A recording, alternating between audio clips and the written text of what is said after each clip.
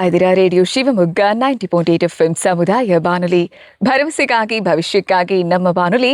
ನಮ್ಮ ರೇಡಿಯೋ ಶಿವಮೊಗ್ಗದ ಕೇಳುಗರೆಲ್ಲರಿಗೂ ಕೂಡ ಶಿವರಾತ್ರಿ ಹಬ್ಬದ ಶುಭಾಶಯಗಳು.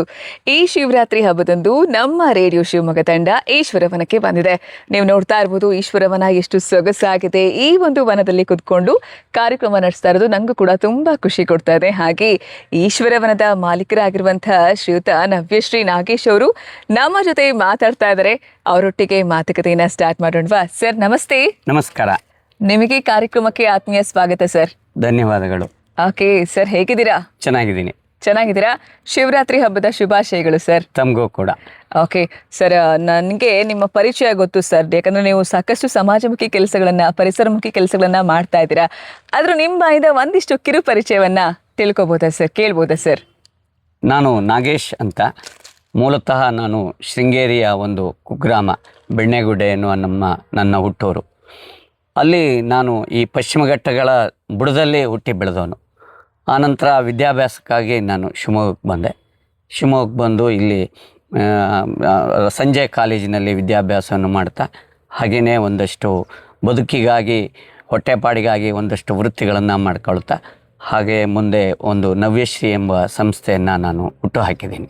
ಓಕೆ, ಸೊ ಇದು ನಿಮ್ಮ ಕಿರು ಪರಿಚಯ.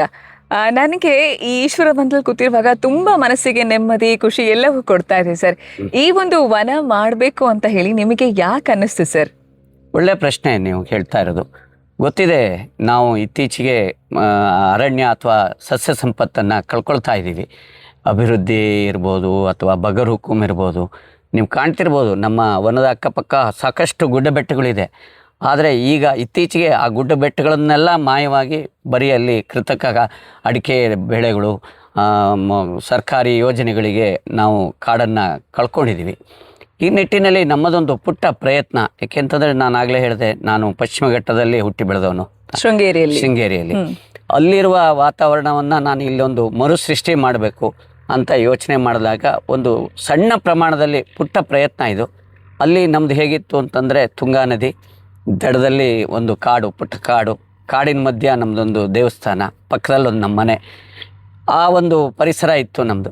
ಅದೇ ರೀತಿ ನಾನು ಈಗ ಈ ಶಿವಮೊಗ್ಗದಲ್ಲಿ ಅದೇ ತುಂಗಾ ನದಿಯ ಚಾನಲ್ ಪಕ್ಕದಲ್ಲಿ ಒಂದು ಕಾಡನ್ನು ಬೆಳೆಸಿ ಪುಟ್ಟದೊಂದು ಶಿವನ ಮಂದಿರವನ್ನು ಮಾಡಿದ್ದೀನಿ. ಏಕೆಂತಂದರೆ ಮುಂದಿನ ಜನರಿಗೆ ಒಂದು ಮಾಡೆಲ್ ಅಷ್ಟೇ. ಇದೇ ರೀತಿ ಎಲ್ಲರೂ ಮಾಡಲಿ, ಸಾಧ್ಯವಾದಷ್ಟು ಗಿಡಮರಗಳನ್ನು ನೆಟ್ಟು ಬೆಳೆಸಲಿ. ಏಕೆಂತಂದರೆ ತುಂಬ ಅನಿವಾರ್ಯತೆ ಇದೆ ಕಾಡನ್ನು ಉಳಿಸ್ಬೇಕಾದ್ದು. ಆ ನಿಟ್ಟಿನಲ್ಲಿ ಇದೊಂದು ನಮ್ಮದೊಂದು ಪುಟ್ಟ ಪ್ರಯತ್ನ. ಖಂಡಿತ ಸರ್. ಈಗ ಶಿವಮೊಗ್ಗ ಅಂತೂ ಅಭಿವೃದ್ಧಿ ಆಗ್ತಾ ಇರುವಂತಹ ನಗರ ಅಂತಾನೆ ಹೇಳ್ಬೋದು. ಒಂದಡಿ ಜಾಗ, ಒಂದು ಸ್ವಲ್ಪ ಜಾಗಕ್ಕೂ ತುಂಬಾನೇ ಬೆಲೆ ಬಾಳುವಂಥದ್ದು. ಅಂಥದ್ರಲ್ಲಿ ನೀವು ನಿಮ್ಮ ಸ್ವಂತ ಜಾಗದಲ್ಲಿ ಯಾವುದೇ ರೀತಿ ಸ್ವಾರ್ಥ ಇಲ್ದಲೆ ನಿಸ್ವಾರ್ಥದಿಂದ ಇಷ್ಟೊಂದು ಗಿಡಗಳನ್ನ ಬೆಳೆಸಿ ಅದನ್ನು ಚೆನ್ನಾಗಿ ಪೋಷಿಸ್ತಾ ಇದ್ದೀರಾ ಸರ್. ಇದಕ್ಕೆ ಮುಖ್ಯವಾದ ಸ್ಫೂರ್ತಿ ಯಾರು ಸರ್? ಇಲ್ಲ, ನಿಮ್ಗೆ ಗೊತ್ತಿದೆ, ನಾನು ನಿಮಗೆ ಕೊಡಗಿನಲ್ಲಿ ಒಬ್ಬರು ಅನಿಲ್ ಮಲ್ಹೋತ್ರಾ ಎನ್ನುವ ದಂಪತಿಗಳು, ಅವರು ಅಮೇರಿಕಾದಲ್ಲಿ ವೈದ್ಯ ವೃತ್ತಿಯನ್ನು ಮಾಡ್ತಾರೆ.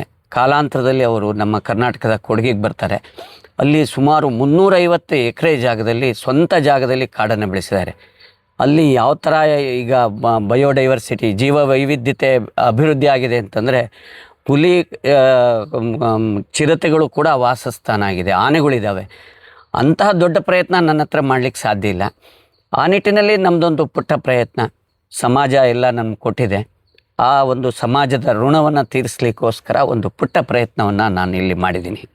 ಖಂಡಿತವಾಗ್ಲೂ ಸರ್, ಸಮಾಜಮುಖಿ, ಅದರಲ್ಲೂ ಪರಿಸರಮುಖಿ ಕೆಲಸ ಮಾಡ್ತಿದ್ದೀರಾ. ಇದಕ್ಕೆ ನಮ್ಮ ಕಡೆಯಿಂದ ಆತ್ಮೀಯ ಅಭಿನಂದನೆಗಳು.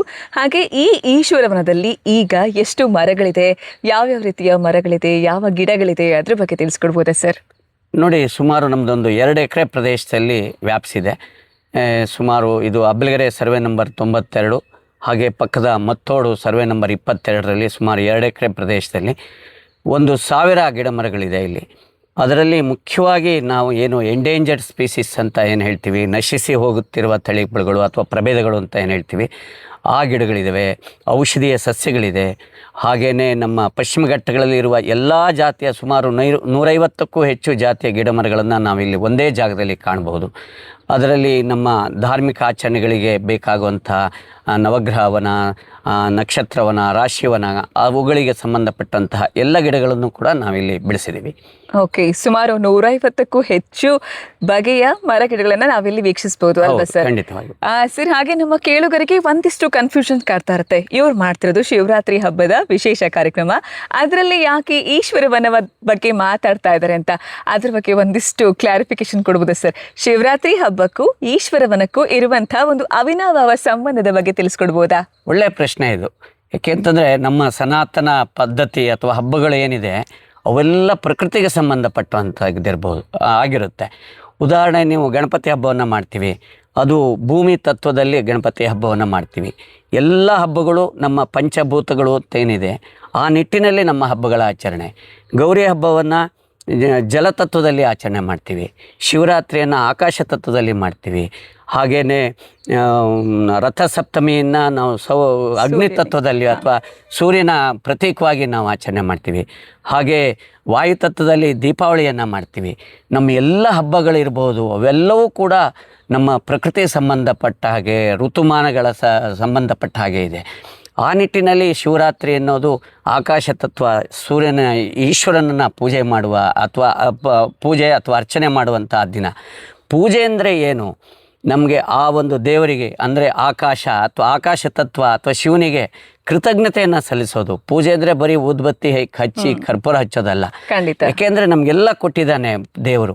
ಗಾಳಿಯನ್ನು ಕೊಟ್ಟಿದ್ದಾನೆ, ನೀರನ್ನು ಕೊಟ್ಟಿದ್ದಾನೆ, ಬದುಕಲಿಕ್ಕೆ ಭೂಮಿಯನ್ನು ಕೊಟ್ಟಿದ್ದಾನೆ, ಆಹಾರ ಬೆಳೆಯನ್ನು ಕೊಟ್ಟಿದೆ ಭೂಮಿ. ಈ ಪಂಚಭೂತಗಳಿಗೆ ಕೃತಜ್ಞತೆ ಸಲ್ಲಿಸುವುದೇ ಹಬ್ಬಗಳ ಹಿಂದಿನ ಆಚರಣೆಯ ಮೂಲ ಅದು. ಆ ನಿಟ್ಟಿನಲ್ಲಿ ಶಿವರಾತ್ರಿ ಗೊತ್ತಿದೆ ನಿಮಗೆಲ್ಲ. ಆ ದಿನ ನಾವು ಶಿವನನ್ನು ಪೂಜೆ ಮಾಡ್ತೀವಿ. ಶಿವ ಅಂದರೆ ಪರೋಪಕಾರ, ಶಿವ ಅಂದರೆ ಪ್ರಕೃತಿ, ಶಿವ ಅಂದರೆ ಬ್ರಹ್ಮಾಂಡ, ಶಿವ ಅಂದರೆ ತ್ಯಾಗ ಮತ್ತು ವೈರಾಗ್ಯದ ಪ್ರತೀಕ. ಈ ನಿಟ್ಟಿನಲ್ಲಿ ನಮ್ಮೆಲ್ಲ ಹಬ್ಬಗಳ, ನಮ್ಮ ಶಿವರಾತ್ರಿ ಆಚರಣೆಗಳಲ್ಲಿ ಆ ಶಿವತತ್ವಗಳ ಅಡಿಯಲ್ಲಿ ನಾವಿಲ್ಲಿ ಶಿವರಾತ್ರಿ ಆಚರಣೆಯನ್ನು ಮಾಡ್ತೀವಿ. ಓಕೆ, ಎಷ್ಟು ವರ್ಷಗಳಿಂದ ಈ ಒಂದು ಆಚರಣೆ ನಡ್ಕೊಂಡು ಬಂದಿದೆ ಸರ್? ಕಳೆದ 8 ವರ್ಷದಿಂದ ನಾವು ಆಚರಣೆ ಮಾಡಿ, ಇದು 9ನೇ ವರ್ಷದಲ್ಲಿ ನಾವು ಈ ಕಾರ್ಯಕ್ರಮವನ್ನು ಮಾಡ್ತಾ ಇದ್ದೀವಿ. ಓಕೆ, ಅಂದ್ರೆ ಸುಮಾರು 9 ವರ್ಷಗಳಿಂದ ಈ ಒಂದು ಆಚರಣೆಯನ್ನ ಮಾಡ್ಕೊಂಡ್ ಬರ್ತಿದ್ದೀರಾ. ಮೂಲವಾಗಿ ಶಿವರಾತ್ರಿ ಹಬ್ಬದಲ್ಲಿ ಜಾಗರಣೆನೇ ಎಲ್ರಿಗೂ ಪ್ರಸಿದ್ಧಿ ಆಗಿರುವಂಥದ್ದು. ಹಾಗಿದ್ರೆ ಇಲ್ಲಿ ಜಾಗರಣೆ ಕಾರ್ಯಕ್ರಮಗಳು ನಡೆಯುತ್ತಾ ಅಥವಾ ಯಾವ್ಯಾವ ರೀತಿಯ ಕಾರ್ಯಕ್ರಮಗಳು ನಡೆಯುವಂಥದ್ದು? ಇಲ್ಲ, ಜಾಗರಣೆನೂ ನಡೆಯುತ್ತೆ. ಅದ್ರ ಜೊತೆಗೆ ನಾವು ಈಗಾಗಲೇ ಹೇಳಿದ್ನಲ್ಲ, ಶಿವತತ್ವಗಳ ಅಡಿಯಲ್ಲಿ ಇಲ್ಲಿ ಆಚರಣೆಗಳನ್ನ ಮಾಡ್ತೀವಿ. ಶಿವ ಅಂದರೆ ಪರೋಪಕಾರ ಪ್ರತೀಕವಾಗಿ ನಾವು ಆ ದಿನ ರಕ್ತದಾನವನ್ನು ಮಾಡ್ತೀವಿ.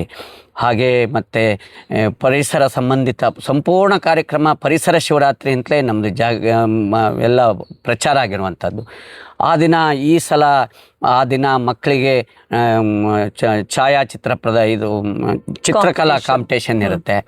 ಹಾಗೆಯೇ ನಮ್ಮ ಶಿವಮೊಗ್ಗದ ಖ್ಯಾತ ವೈದ್ಯರಾದ ಡಾಕ್ಟರ್ ರತ್ನಾಕರ್ ಅವರ ಚಿತ್ರಗಳ ಪ್ರದರ್ಶನ ಇರುತ್ತೆ. ಹಾಗೆಯೇ ನಮ್ಮದು ಭಜನೆ ಸತ್ಸಂಗಗಳು ನಡೀತಾ ಇರುತ್ತೆ. ಸಂಜೆ ವಿಶೇಷವಾಗಿ ನಮ್ಮ ಕುಟುಂಬಗಳಿಗೆ ಪರಿಸರದ ಬಗ್ಗೆ ಜಾಗೃತಿ ಮೂಡಿಸುವಂತಹ ಪರಿಸರ ರಸಪ್ರಶ್ನೆ ಎನ್ನುವ ಒಂದು ವಿನೂತನ ಕಾರ್ಯಕ್ರಮವನ್ನು ಮಾಡ್ತೀವಿ. ಕಳೆದ ಬಾರಿ ಸೋಮೇಶ್ವರ್ ಅವರಿಂದ ರಸಪ್ರಶ್ನೆಯನ್ನು ಮಾಡಿದ್ವಿ. ಅದೇ ರೀತಿ ಈ ಸಲನೂ ಕೂಡ ಶಿವಮೊಗ್ಗದ ಒಂದು 5 ಕುಟುಂಬಗಳನ್ನು ಆಯ್ಕೆ ಮಾಡಿ ಆ ದಿನ ಪರಿಸರ ಸಂಬಂಧಿತ ರಸಪ್ರಶ್ನೆಯನ್ನು ಮಾಡಿ ಅವರಿಗೆ ಪುಸ್ತಕಗಳನ್ನು ಬಹುಮಾನ ರೂಪದಲ್ಲಿ ಕೊಡುವಂಥದ್ದು ಕಾರ್ಯಕ್ರಮ ಮಾಡ್ತಾಯಿದ್ದೀವಿ. ಹಾಗೆಯೇ ಒಂದು ವಿಶೇಷವಾದ ಕಿರುಚಿತ್ರವನ್ನು ಆ ದಿನ ಪ್ರದರ್ಶನ ಮಾಡ್ತಾಯಿದ್ದೀವಿ. ಕಿರುಚಿತ್ರದ ಹೆಸರನ್ನು ನಾನು ಹೇಳೋದಿಲ್ಲ ಈಗ. ಆ ದಿನ ಬನ್ನಿ ಎಲ್ಲರೂ. ಯಾಕೆ ಪರಿಸರವನ್ನು ರಕ್ಷಣೆ ಮಾಡಬೇಕು, ಅದರ ಉದ್ದೇಶ ಏನು, ಅದರ ಹಿನ್ನೆಲೆ ಏನು, ವಿಶೇಷವಾಗಿ ಪಶ್ಚಿಮ ಘಟ್ಟಗಳ ಬಗ್ಗೆ ನಾವಿಲ್ಲಿ ಸಾಕಷ್ಟು ಅವೇರ್ನೆಸ್ಗಳನ್ನು ಮೂಡಿಸುವಂತಹ ಒಂದು ಪ್ರಯತ್ನ ಮಾಡ್ತಾಯಿದ್ದೀವಿ. ಏಕೆಂತಂದರೆ ಅತಿ ಹೆಚ್ಚು ನೆಗ್ಲೆಕ್ಟಿಗೆ ಗುರಿಯಾದಿದ್ದು ನಮ್ಮ ಪಶ್ಚಿಮ ಘಟ್ಟಗಳು. ನಮ್ಮ ಪಶ್ಚಿಮ ಘಟ್ಟಗಳು ಇಲ್ಲ ಅಂತಂದರೆ ನಮ್ಮ ಬದುಕೇ ಇಲ್ಲ. ಎಲ್ಲ ನದಿಗಳು ಹುಟ್ಟೋದಲ್ಲಿ, ನಮ್ಮ ಆಕ್ಸಿಜನ್ ಬರೋದಲ್ಲಿಂದ, ನಮ್ಮ ಬಯೋಡೈವರ್ಸಿಟಿ, ನಾವು ಏನು ಜೀವ ವೈವಿಧ್ಯತೆ ಅಂತ ಏನು ಹೇಳ್ತೀವಿ, ಅವೆಲ್ಲ ಇರೋದು ನಮ್ಮ ಪಶ್ಚಿಮ ಘಟ್ಟಗಳಲ್ಲಿ. ಅದಕ್ಕೆ ನಮಗೆ ಇತ್ತೀಚೆಗೆ ಅದಕ್ಕೆ ವರ್ಲ್ಡ್ ಹೆರಿಟೇಜ್ ಸೈಟ್ ಜಾಗತಿಕ ಅದಕ್ಕೆ ವರ್ಲ್ಡ್ ಹೆರಿಟೇಜ್ ಸೈಟ್ ಅಂತ ಕೂಡ ಅದಕ್ಕೆ ಪ್ರಸಿದ್ಧಿ ಆಗಿದೆ. ಆ ನಿಟ್ಟಿನಲ್ಲಿ ಪಶ್ಚಿಮ ಘಟ್ಟಗಳ ಬಗ್ಗೆ ಸಾಕಷ್ಟು ಕಿರುಚಿತ್ರಗಳ ಪ್ರದರ್ಶನವನ್ನು ಕೂಡ ಆ ದಿನ ನಾವು ಮಾಡ್ತೀವಿ.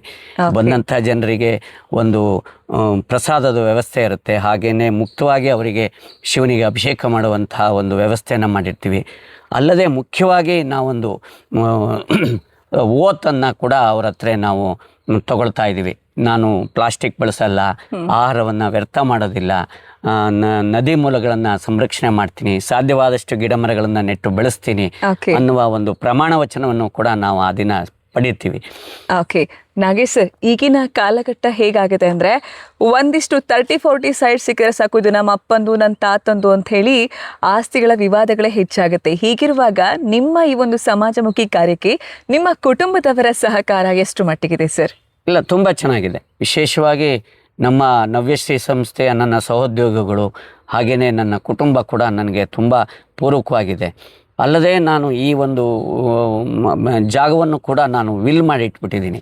ಮುಂದೆ ಯಾವ ಕಾರಣಕ್ಕೂ ಇದನ್ನು ಮಾರಬಾರ್ದು, ಇದರಲ್ಲಿ ಯಾವುದೇ ಅಭಿವೃದ್ಧಿ ಮಾಡಬಾರ್ದು, ಗಿಡಮರಗಳನ್ನು ಕಡಿಬಾರ್ದು ಅನ್ನುವ ಒಂದು ಉದ್ದೇಶದಿಂದ ಮುಂದೆ ಇದು ಇದೇ ರೀತಿ ನ್ಯಾಚುರಲ್ ಆಗಿ ಉಳಿಸ್ಬೇಕು ಅನ್ನುವ ಉದ್ದೇಶದಿಂದ ನಾನೊಂದು ಮರಣ ಪತ್ರವನ್ನು ಕೂಡ ನಾನು ಮಾಡಿಟ್ಟಿದ್ದೀನಿ. Super sir. ಹಾಗೆ ಈಶ್ವರ ವನಕ್ಕೆ ಈಗ ಯಾರು ಬೇಕಾದರೂ ಬರ್ಬೋದಾ? ಈಗ ಶಿವರಾತ್ರಿ ಅಂತ ಹೇಳುವಾಗ ಕೆಲವೊಂದಿಷ್ಟು ಮಂದಿಗಳು ಮಾತ್ರ ಬರಬೇಕಾ ಅಥವಾ ಎಲ್ಲರಿಗೂ ಕೂಡ ಪ್ರವೇಶ ಇದೆಯಾ, ಹೇಗೆ ಸರ್? ಇಲ್ಲ, ತುಂಬ ಒಳ್ಳೆಯ ಪ್ರಶ್ನೆ. ಎಲ್ಲರಿಗೂ ಅವಕಾಶ ಇದೆ. ಯಾವುದೇ ಗಂಡು ಹೆಣ್ಣು ಯಾವುದೇ ಜಾತಿ ಭೇದಗಳು ಯಾವುದೂ ಇಲ್ಲ ನಮ್ಮಲ್ಲಿ. ದೇವರು ಎಲ್ಲರಿಗೂ ಒಂದೇ ಥರ. ಹಾಗಾಗಿ ಸಾರ್ವಜನಿಕರಿಗೆ ಮುಕ್ತ ಅವಕಾಶ ಇದೆ. ಅವರ ಕೈಯಾರೆ ಶಿವನನ್ನು ಮುಟ್ಟಿ ಪೂಜಿಸುವಂತಹ ಒಂದು ವಿಶೇಷ ವ್ಯವಸ್ಥೆಯನ್ನು ಕೂಡ ನಾವಿಲ್ಲಿ ಮಾಡಿರ್ತೀವಿ. ಕಳೆದ 6 ವರ್ಷಗಳಿಂದ ತುಂಬ ಜನ ಬರ್ತಾ ಇದ್ದಾರೆ. ಕಳೆದ ಬಾರಿ ಸುಮಾರು 15,000ಕ್ಕೂ ಹೆಚ್ಚು ಜನ ಬಂದು ಅಭಿಷೇಕವನ್ನು ಮಾಡಿ ಪ್ರಸಾದವನ್ನು ಸ್ವೀಕರಿಸಿ ಹೋಗಿದ್ದಾರೆ. ಈ ನಿಟ್ಟಿನಲ್ಲಿ ಶಿವಮೊಗ್ಗದ ಜನತೆ ಇದನ್ನು ಒಳ್ಳೆಯ ಅವಕಾಶವನ್ನು ಪಡ್ಕೋಬೇಕು ಅಂತ ನಾನು ಕೇಳ್ತಾ ಇದ್ದೀನಿ. ಖಂಡಿತ ಕೇಳುಗರೆ ಕೇಳ್ತಾ ಇದ್ರಲ್ಲ, ನಮ್ಮ ಶಿವಮೊಗ್ಗದಲ್ಲಿ ಸವಳಂಕ ರಸ್ತೆಯ ಅಬ್ಬಲ್ಗೆರೆ ಹತ್ರ ಇರುವಂತಹ ಈಶ್ವರವನಕ್ಕೆ ನೀವು ನಿಮ್ಮ ಕುಟುಂಬ ಸಮೇತರಾಗಿ ಬರಬಹುದು. ಶಿವರಾತ್ರಿಯ ಸಂಭ್ರಮಾಚರಣೆಯಲ್ಲಿ ನೀವು ಪಾಲ್ಗೊಳ್ಬಹುದು. ಆದರೆ ಒಂದಿಷ್ಟು ನಿಯಮಗಳನ್ನ ಪಾಲನೆ ಮಾಡಬೇಕು. ಆ ನಿಯಮ ಏನಂದ್ರೆ ಆಹಾರವನ್ನ ವ್ಯರ್ಥ ಮಾಡಬಾರ್ದು, ಜೊತೆಗೆ ಪ್ಲಾಸ್ಟಿಕ್ ಅನ್ನ ಬಳಸಬಾರ್ದು, ಅಲ್ವಾ ಸರ್? ಹಾಗೇನೆ ನಾಗೇಶ್ ಸರ್, ಈಗ ಶಿವರಾತ್ರಿ ಅಲ್ದಲೆ ನೀವು ಸಾಕಷ್ಟು ಪರಿಸರಮುಖಿ ಕೆಲಸಗಳನ್ನ ಮಾಡ್ತಾ ಇದ್ದೀರಾ.